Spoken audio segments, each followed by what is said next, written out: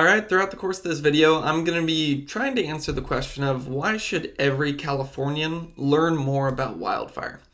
Now, I'm going to go about this in a somewhat indirect way because I'm still pretty young. I'm still learning a lot about wildfire myself, and I don't think I'm really in any position of authority to tell people why they should learn more about wildfire.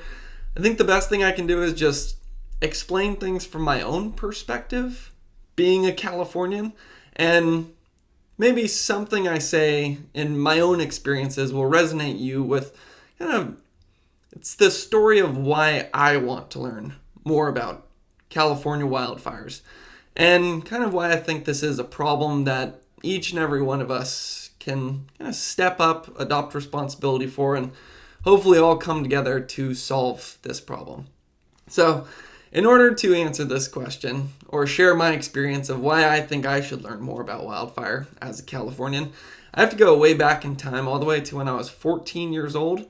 So, freshman in high school, and I remember my dad asked me, he's like, "So, Holt, what do you want to study when you go to college?" Maybe a little early to be asking that question, but what I did was kind of the same thing you'll do in sports, where you look up to different models and you think like, oh, I want to be like that person. And then you start to train in the sport and maybe copy the kind of shots they do and slowly progress to that so that you can be more like that person. So I kind of took that model and I thought about all of my dad's friends. And I thought, what do they do for work?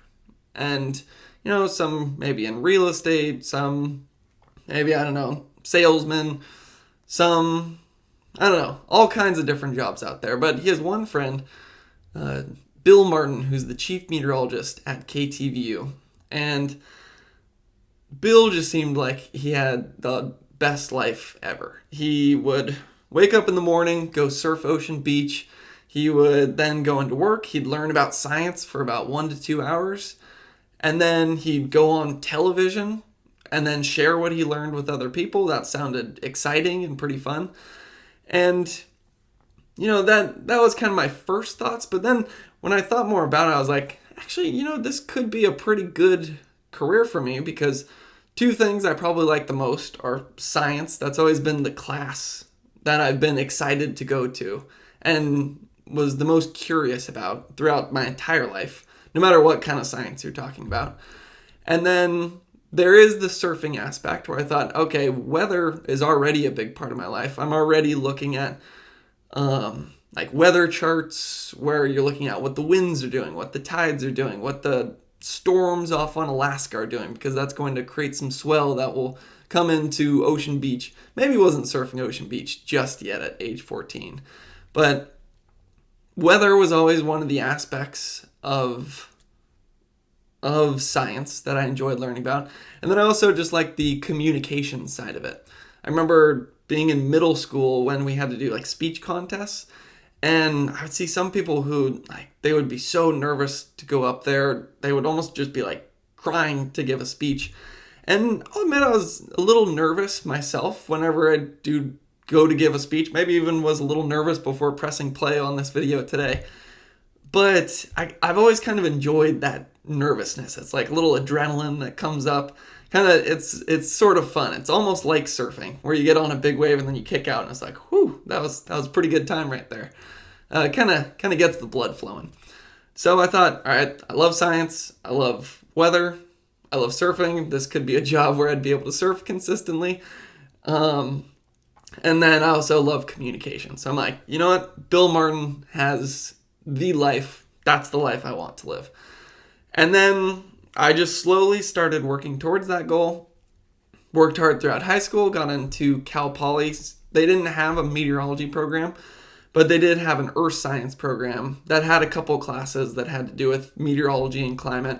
And then I'd also get a good background in the other sciences like soil science, geology, geomorphology, astronomy, oceanography. And that is something that you need to know as a broadcast meteorologist, because if you're the weatherman at the station, it's not just weather. You're kind of considered the station's scientist.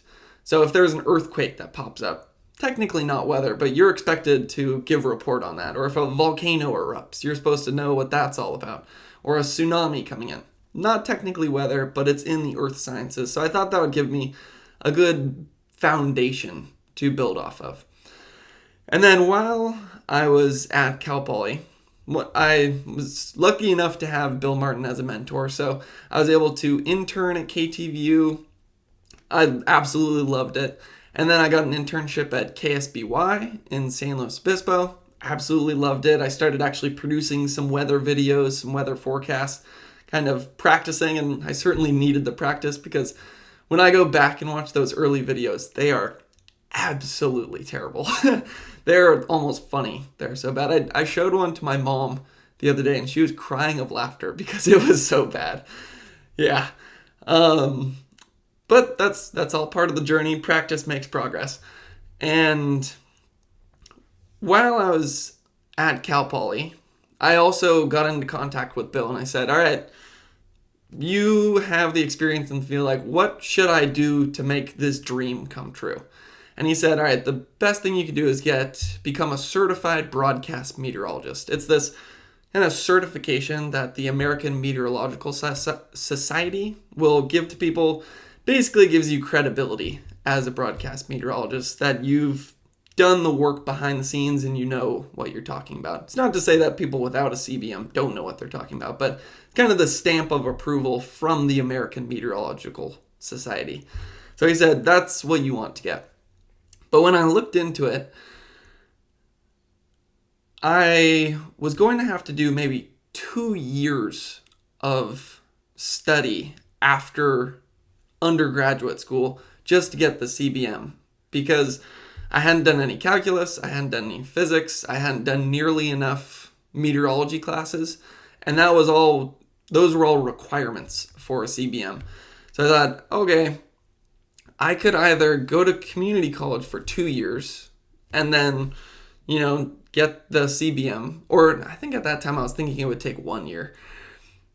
Or I could just get a master's in meteorology. I would check off all those exact same boxes, but then I would also have a master's, which, I don't know, could open more doors in the future depending on, if I decided to change paths at any point. It wouldn't be as niche as a CBM. It could be something I could apply to, I don't know, if I wanted to work for airlines or the military. Or even Walmart has a meteorology team that forecasts hurricanes coming in, then they send supplies. So I figured that would just give me, again, a good foundation. So I thought, you know what, instead of going just for the CBM, I think it's worth it just to go for the full-on master's. So I looked up programs, and what do you know, there is a program, there's only, I think, 2 or 3 in California. And I definitely wanted to stay in California. I love this place. But there was only maybe 2 or 3 that offered a master's in meteorology. And I saw that the only one that was close to where I live was San Jose State. And they just happened to have the best wildfire program, you could argue, in the world. And I thought, oh, that is perfect. California doesn't have hurricanes. California doesn't have tornadoes. I want to continue to live in California. And we do have wildfires. So I reached out to Craig Clements at San Jose State, and I sent an email saying, all right, what do I need to do to get into San Jose State? He gave me the steps I needed to do, basically said I needed to go to community college before graduate school to get some programming experience, calculus, physics, all of those classes to, again, build up the foundation. But I thought, you know what? The goal is to become a broadcast meteorologist, a weatherman. This is what I have to do. All right, I'm going to do it. So I was already planning on doing that. And then after I graduated from Cal Poly, I think I had started College of Marin at this point. So that was the community college I went to after undergraduate. And it was October of 2017. And I was back at home in the North Bay. And this is when the October Northern California wildfires broke out, also called the Northern California firestorm. All the Napa and Sonoma fires. And I wasn't directly in the fire area, so I wasn't evacuated or anything like that for those fires, but I remember all the smoke in the air. I remember like ash raining on my car at one point. I can specifically remember standing just outside my house and there's ash falling on my car, and I'm like, wow. And there's just kind of that feeling where it's like, this is a problem that needs to be solved. But didn't really think too much more about it. And then continued on my way. I believe it was 2018 the campfire happened. That was kind of a ways away from me, so I didn't have any really direct experience with that one, but certainly saw some of the footage that came out of there, some of the devastation that came out of there. And again, it's that feeling where it's like, whew, this is a problem that needs to be solved. And then in 2020, so at this point, I have done my calculus, my physics, my programming for 2 years at College of Marin. And I'm finally at San Jose State. And I'm learning under the Fire Weather Research Laboratory under Craig Clements. And I'm doing my graduate school classes to get my master's in meteorology. And at this time, I'm living up in the Santa Cruz Mountains. And this is now 2020 that I'm talking about. And anybody who thinks about wildfire in California, 2020 certainly sticks out. It's the worst wildfire year that we've had in recent memory, or maybe even in recorded history. And I'm living up in the Santa Cruz Mountains, and Tropical Storm Fausto is off of the coast, funnels all of that moisture into California, creates hundreds of lightning fires all over the state. I remember the night too, when all of those thunderstorms came through California, all the lightning that was popping off. I believe a bunch of the trees right where I was living just completely snapped off. Trees that have been standing there for maybe over 100 years were just breaking off because the winds were so strong with some of the microbursts that came through. And then where I was directly in between the CZU lightning complex and the SCU lightning complex. So these were two of the largest fires. It's actually a conglomerate of fires that popped up on that night. I believe it was like August 17th or 18th. So I wake up and there's, once again, smoke in the sky. There's ash. I don't even know which direction it's coming from at this point, since there's fire. It seems like everywhere in California. So then at this point, I went online because I'm like, okay, I'm living in an extremely high fire danger area. There's fuels here that haven't burned in maybe 50 or 60 years. I'm at the top of a box canyon and there's only one way out. Like, do I need to evacuate? Do I need to get out of here? Like, what's going on? And I remember like trying to find answers online, and I couldn't really find any answers.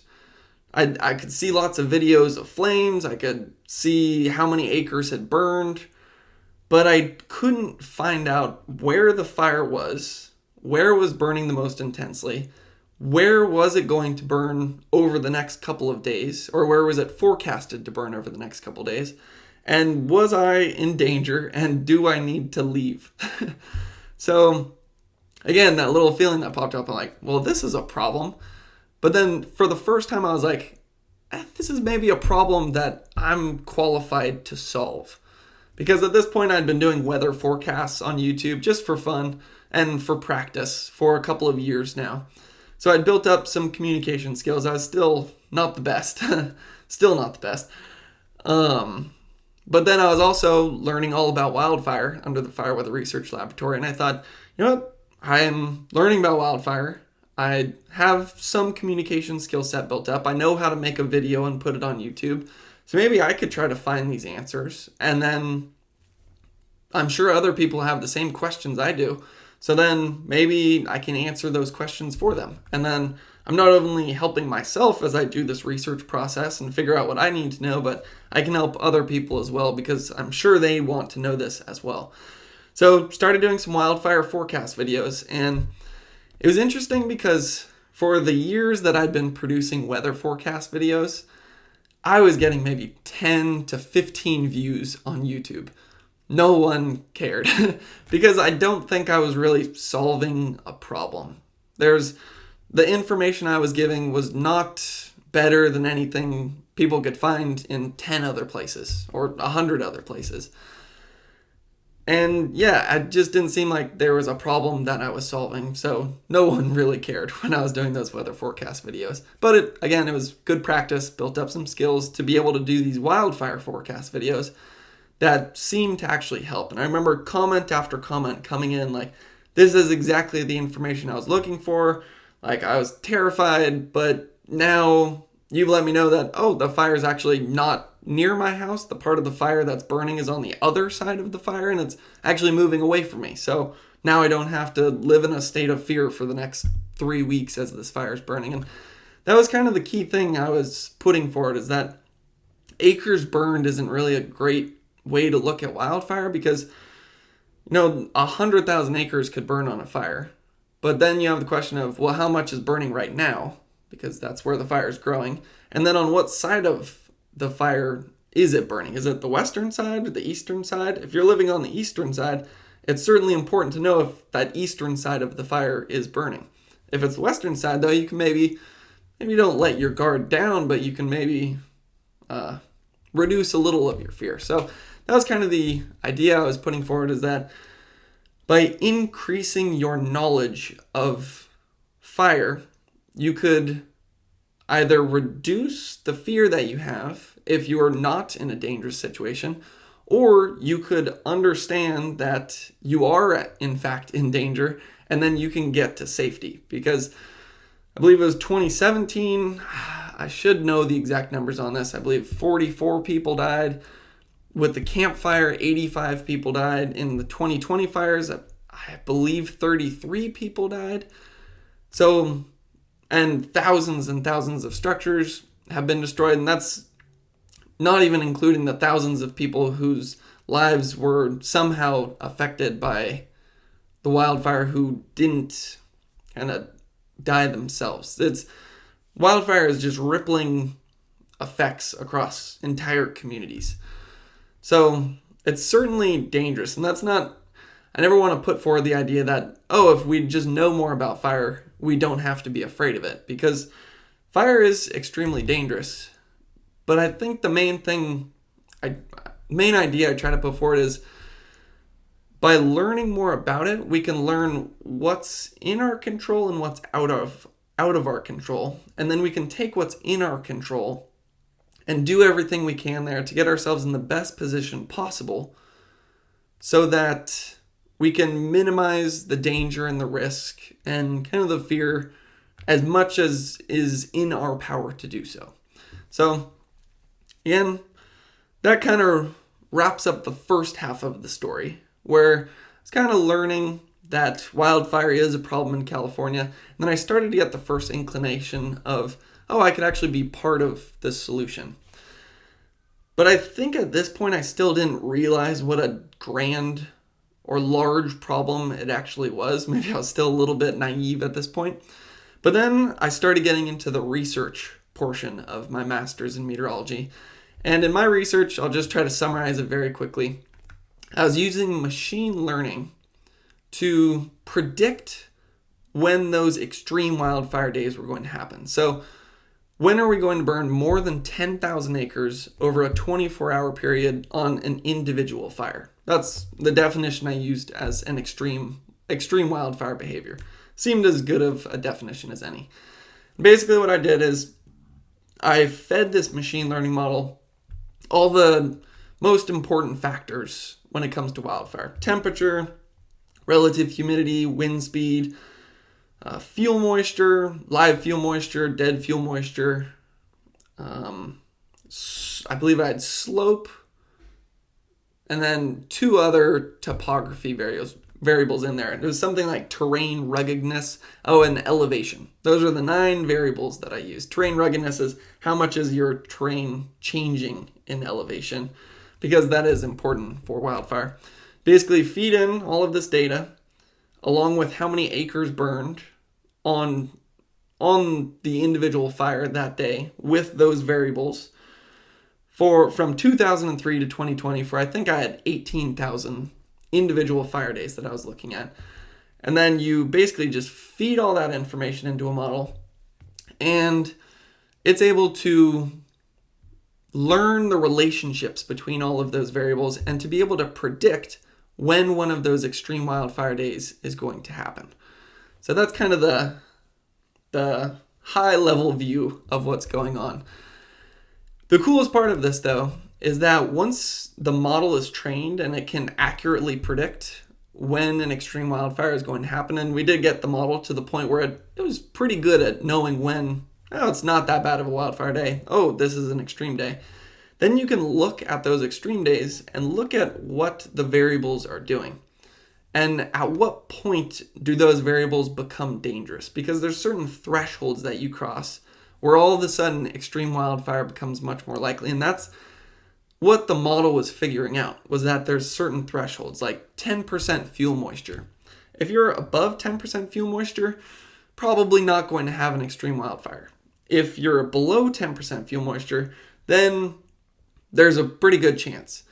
And then if you're above 17% relative humidity, you're probably all right today. But if you're below that, then there's a good chance for extreme wildfire. But the largest probability is when you have a lot of those factors all crossing their thresholds, because all these factors interconnect in a very important way.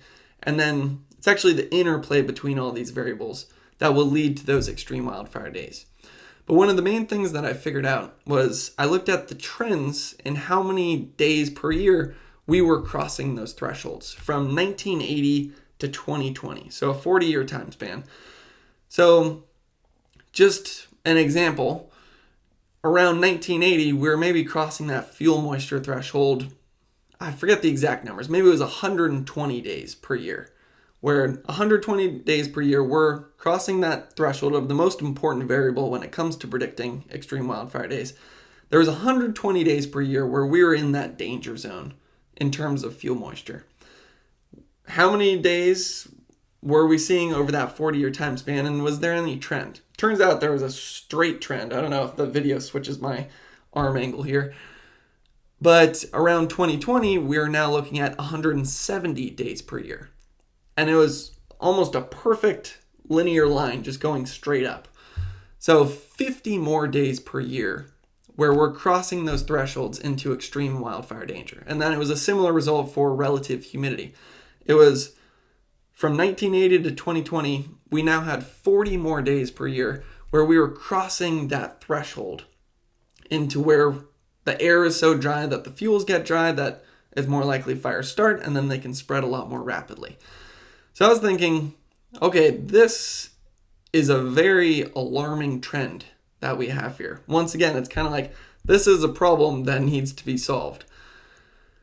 And then the point was driven even further home when my advisor, Dr. Patrick Brown, kind of stemmed off of the research I was doing. We were working together at this time a lot. And then he took it more in a climate perspective, where he looked at, what different atmospheric scenarios, how the different warming of temperatures and decreases in relative humidity or decreases in fuel moisture because of the increase in temperature, how did that increase the risk of wildfire, of those extreme wildfire days? So basically, because of what percentage of wildfire risk comes from climate change? Because my research was certainly showing that things were changing in a hotter, drier direction. But then the question would be, okay, but we had this big wildfire, we have some extreme wildfire risk, but what percent of that risk was actually from the increase in temperatures that we have, or the decrease in fuel moisture that we have? And once again, his research showed that the trend was fairly alarming. I believe he showed overall, it depended on the individual fire. Some fires, there was almost no change because of warmer temperatures. And then on some fires, that was the large part of the reason that the wildfire ended up being as extreme as it was. But across the board, I believe the number was about 25% of the risk of extreme wildfire days that we saw from 2003 to 2020 was because of warmer temperatures and then the drier fuels that you get with warmer temperatures. But what was also alarming is he used future climate scenarios. So under low emissions, middle emissions, high emissions by the middle of the century, end of the century, to see how many more extreme wildfire days we would have had from 2003 to 2020 if we'd had those climates or that atmospheric environment. So we ended up having 380 observed extreme wildfire days from 2003 to 2020. And he showed that if you take kind of the middle emissions scenario, which is most likely the one that's going to happen, and take that out to 2050, I believe the number was we would have had about 500 extreme wildfire days. So that maybe was getting way too into the weeds of the research. But basically the conclusion he's putting forward, or the conclusion my research showed, is that, this is a problem that has gotten worse. And then Dr. Brown's research took this the next step and said, this is a problem that's going to continue to get worse. So that, again, I'm not saying that to scare anybody. I'm just saying that because that's what the research is showing. And it's not just from a climate perspective. There's also more people moving into the wildland-urban interface. Luckily, this year we had a lot of rainfall this last winter, so this year wasn't all that bad in terms of wildfire danger because we had a lot of moisture in our fuels. But it is California, so eventually we are going to dry out again, and we do still have a massive accumulation of fuels. So what I've been doing is reading Fire in California's Ecosystems, because I'm a strong believer in the idea that fear is the unknown, and the more you know about something, the more qualified you can be to solve that problem, or at least try to help solve that problem. And the main idea that this book has been putting forward and is going to continue to put forward, and it's actually not just from this book, it's an idea that I've been kind of dancing around for the last few years as I talk to all sorts of different wildfire experts and I do all kinds of different research. Seems like everything is pointing to the same conclusion, the same solution to this wildfire problem in California. And that's that we need to almost have a full-on revolution in how we think about wildfire.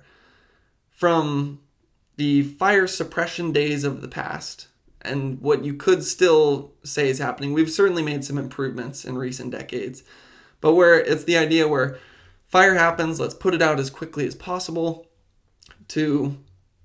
put it out as quickly as possible. And then because of that, fuels that should have burned accumulate. And then it's basically just a ticking time bomb until you get some extreme fire conditions. Like it's very hot out, very dry out, to where we can't suppress it. The fire takes off. And then all of a sudden there's this fuel that's built up for 50 or 100 years. And there's no stopping it, and then it ends up being an extreme fire that has a much higher risk to life and property than maybe if we just had a bunch of small fires slowly clearing out those fuels over every single year, instead of waiting 50 years and then having a giant fire. So the idea there is that we need to change how we think about fire in California and realize that it's actually just a natural part of the California environment. It has been for thousands of years. The Native Americans learned how to live with fire, and that is the solution. It's to change our perspective back to realizing that in California, we need to learn to live with fire. And Native Americans really showed how to do this. They not only lived with fire, they used it to their advantage. They would use it to clear the fuels around their villages, to create a protective barrier. They would use it to promote certain crops. They would use it in ways that would help them hunt game for long-range communication. We probably don't need it for long-range communication at this point, but a lot of those other things, if we shift our perspective to more living with fire, allowing fire to happen where it's not a direct threat to life and property, that seems to be the best solution that I've been able to find at this point. Because obviously, if Dr. Brown's research has shown that climate change is making the wildfire problem worse, then we should take steps to reduce that. However, Dr. Brown's current research is also showing that the bang for the buck that we get from that is fairly small and it's far off in the future. And this is kind of a problem that needs to be solved now. And a lot of the solutions there are very, I don't want to say difficult, because just because a solution would be difficult doesn't mean you shouldn't do it, but it's maybe just not as efficient and effective as the things we could do today. And that reminds me of the fire behavior triangle. You have fuel, weather, and topography. That's what decides how extreme your wildfire is going to be. So if you want to reduce how extreme your wildfire is going to be, you have to figure out which side of that triangle, if not all of them, you're going to change. We're not going to change topography. We can slowly try to change weather, but we have to understand that the actual kind of good things that we would get from that would be far off into the future, and we'd have maybe most of our lifetime where we'd still be dealing with the problem of wildfire. Or we could change the fuel side. And that is actually where there is some hope. So if I've created any fear throughout this video, know that the overall kind of point I'm putting forward is that there is actually hope, because this fuel side is something that is in our control, and it is something we not only can change, but we know how to change. You can either just go out, chainsaws and chippers, clear out fuels, or you can do it like the Native Americans did, or the natural California environment does, where you allow fires to burn and that clears out fuel. And if we were to really commit to this, we could get California to a point where maybe we have more fires per year, but those fires are small, they're slowly burning, they're not a huge threat to life and property. And I don't know, I guess it's a matter of perspective, but to me that seems like a lot better future than where we just are constantly kicking the can down the road, and then we just have an explosion go off every 5 years to 10 years where it's a huge threat to life and property. But I think the way I'll wrap this up is by saying this also is something I think we can be excited to go forward. This is maybe getting more into the philosophy of things, but it seems to me that the human brain is wired to solve problems. And I think unless there's a problem that you're actively trying to solve in your life, then your brain can sort of just create problems. And then your brain starts trying to figure out how to solve those. And sometimes those can just lead you down into a pit that you don't want to be in. So I think the only way to get out of that is to figure out, okay, what's a problem out there? Is there something in my power that I could do to help solve that? If there is, you can say, okay, this is a problem that I want to take responsibility for, and I'm going to do what I can to help solve it. And I'm not saying that you need to read a 500-page textbook about fire in California's ecosystems. Not saying you need to start some company that does prescribed burning. But there is maybe something that each person in California could do to reduce this problem in their own little life, even if that's just clearing the fuels around their property. If every single person in California were to do something, then this problem would be solved. And we wouldn't have to live in any fear of wildfire. And we could live like how Californians are supposed to live, which is living with fire.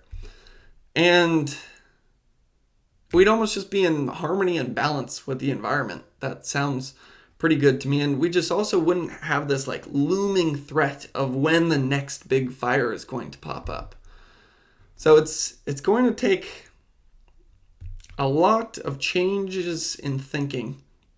But I do think this is a problem that we can solve, and perhaps the only way we can solve it is if each one of us decides to do what is in our power to help solve this problem.